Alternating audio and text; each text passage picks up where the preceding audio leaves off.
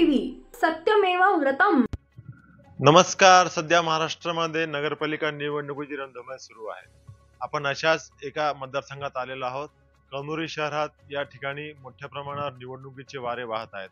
आपल्यासोबत भारतीय जनता पक्षाचे उमेदवार तथा त्यांचे पती आपल्यासोबत आहेत. भारतीय जनता पक्षाचे उमेदवाराचे पती संजय कावडे आणि त्यांच्यासोबत आहेत भारतीय जनता पक्षाचे उमेदवार वैशाली संजय कावडे. आपण त्यांना या निवडणुकीबद्दल त्यांचे काय मत आहे, त्यांचे विचार काय, त्यांची रणनीती काय विचारूयात. स्वागत आहे सर आपलं. या निवडणुकीमध्ये कळमनुरी नगर परिषद निवडणुकीमध्ये आज मितीला चित्र स्पष्ट झालंय की भारतीय जनता पार्टी मित्रपक्ष आणि सर्व राष्ट्रवादी, अजित पवार गट आणि काँग्रेस यांच्यासोबत प्रामुख्याने आमची लढत आहे.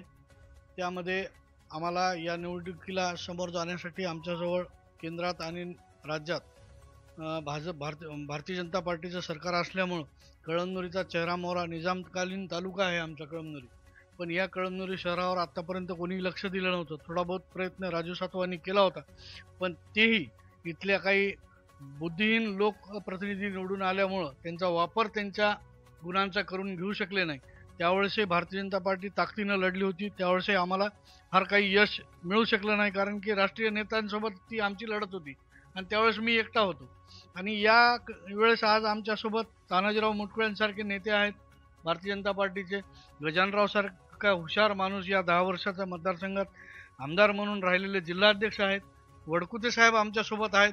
त्यांच्या माध्यमातून आम्ही कळमनुरी शहराचा विकास, या विकासाचा मुद्दा घेऊन आणि या कळमनुरी शहराचा हिंगोलीप्रमाणे कायापालट कसं करता येईल याच मुद्द्यावर आमच्या या इलेक्शनला केंद्रबिंदू आहे. इथं जवळपास सगळेच प्रमुख पक्षाचे उमेदवार, इतर उमेदवार आहेत. त्याला प्रमुख लढत आपली कोणाशी होणार? सर्वच उमेदवार प्रमुख बनून मी चालणारा माणूस आहे. कोणालाही कमी किंवा कोणालाही जास्त मानणं हे बरोबर नाही, कारण की जसजशी परिस्थिती निर्माण होती त्या परिस्थितीत त्यावेळेस मी तुम्हाला याचं उत्तर चांगल्या प्रकारे देऊ शकतो. आज मी स्वतःला मोठा म्हणून घेण्यापेक्षा कोणाला कमजोर करण्या इतका मी मोठा नाही. जनता मायबाप जी आहे ती ठरवणार आहे कोण कोणाच्या स्पर्धेत आहेत की नाही आहेत. मला तरी वाटतं की आज देशामध्ये नरेंद्र मोदी आणि देवाभाऊंच्या पुढं कोणी विरोधक उरते की नाही ही परिस्थिती पूर्ण राज्यभर आहे आणि देशभर आहे. जसं तुम्ही आत्ताच इलेक्शन झालेले बिहारमध्ये बघितलेले आहेत. त्यामुळं मला काही वेगळं सांगायची गरज नाही. जनता मायबाप ठरवणार आहे प्रतिस्पर्धी आहेत की नाही. बरं, ही झाली राज्य आणि राष्ट्रीय पातळीवरची जुमत झाले. पण हिंगोली जिल्ह्यातील विचार केला तर शिंदे सेनेचे जे विद्यमान आमदार आहे संतोष बांगर यांनी मित्र पक्षाचीच फोडाफोडी सुरू केलेली आहे.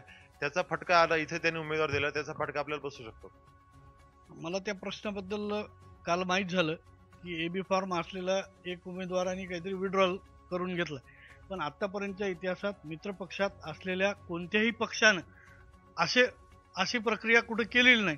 आणि हे जर झालं असेल तर ते चुकीचं आहे. आणि या बाबतीत सर्व वरची मंडळी आहेत, एकनाथ शिंदे साहेब आहेत, देवेंद्रजी आहेत, जिल्हा पातळीवरचे नेते आहेत, त्या संदर्भात ते माझ्यापेक्षा चांगलं जास्त सांगू शकतो. बरं, कळमनुरीची निवडणूक तुम्ही कोणत्या मुद्द्यावर लढवणार आहात? कोणते मुद्दे प्रामुख्याने इथं काय गरजा आहेत लोकांच्या? मूलभूत सुविधांचा अभाव कळमनुरी शहरावर पारंपरिक प्रमाणात आहे. आपण लोकशाहीचे आधारस्तंभ आहात चौथे. तुम्ही जर आजही शहरात पाहिलं असेल तर हा शहर आहे की नाही हाच प्रश्न आहे. इतक्या मोठ्या निजामकालीन हिंगोलीच्या आधीचा तालुका, पण इथल्या डेव्हलपमेंटच्या बाबतीत उद्योग तालुका म्हणून याची ओळख आहे. त्याचबरोबर इथं पाणी पुरवठा आम्हाला धरण 3ऱ्या मजल्यावरून दिसतं, पण 2 वाजता 3 वाजता पाणी येतं. महिलांना पाणी भरण्यासाठी सगळ्यात मोठी अडचण आहे. लाईटची समस्या आहे. विद्युतीकरण बरोबर नाही आहे. 2 सबस्टेशन आहेत 33 kVचे. 30,000 लोकसंख्येचं 40,000 लोकसंख्येचं गाव आहे. लाईटची सुविधा इथं व्यवस्थित नाही आहे. या सगळ्या सुविधांचा अभाव आहे. एक म्हणून नाही, संपूर्ण शहरच आजपर्यंत कुठल्याही प्रमाणात विकसित झालेलं नाही. या कळमनुरी शहराचा DPR तयार करून DPR मान्यता घेऊनच या कळमनुरीच्या बाबतीत, विकासाच्या बाबतीत दिशेने आम्ही पाऊल टाकण्यासाठी कळमनुरी शहरातल्या लोकांसमोर एक मॉडेल शहर तयार करण्यासाठी आम्ही एक प्रस्ताव ठेवणार आहोत. आमच्या जाहीरनाम्यात त्या गोष्टी घेणार आहोत आणि त्या जनतेसमोर घेऊन जाणार आहोत आणि त्या अनुषंगाने आम्ही काम करणार आहोत. आपण जे एवढे मुद्दे मांडले की कमतरता आहे म्हणून, आपले मित्र पक्षाचं इथं नगराध्यक्ष आणि त्यांची सत्ता होती, म्हणजे तुम्ही त्यांच्यावर आरोप करतायत ना? नाही, आता आरोप करण्याचा विषय एक आमदार आणि नगराध्यक्ष आणि नगरसेवक. आमदार म्हणून निवडून येणं हा विधानसभेच्या 3.5 लाख मताचा विषय आहे. शहर हा नगराध्यक्षाचा भाग आहे आणि शहरातले लोकप्रतिनिधींची मानसिकता काय आहे ह्याच्यावर सगळ्या गोष्टींचं कंट्रोल असलं पाहिजे.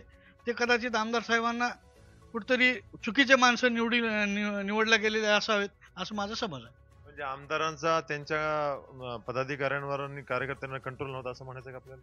नाही, ते तर तुम्हाला तिकीट वाटपात दिसून आलंय.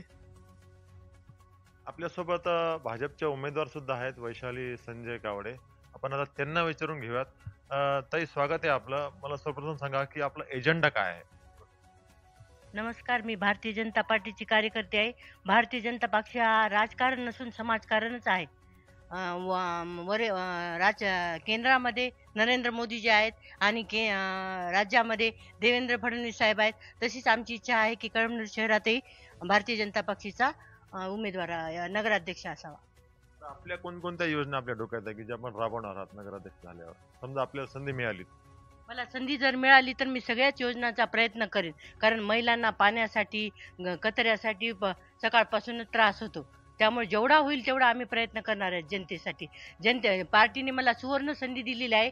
जनतेने या सुवर्ण संधीचा फायदा घ्यावा आणि मला एकदा संधी द्यावी. बरं, इथलं एकंदरीत समीकरण पाहता आपण जर बघता तर काय वाटतं आपल्याला लोक साथ देतील, नाही देतील, काय होतील? कारण आतापर्यंत इतिहासात भारतीय जनता पक्षाला इथं फार काही समर्थन मिळालेलं नाहीये. तसं मला म्हणायचं नाहीये. जीत ही कोणाची होऊ शकते, त्याच्यामुळे येणारा काळच ठरू शकतो.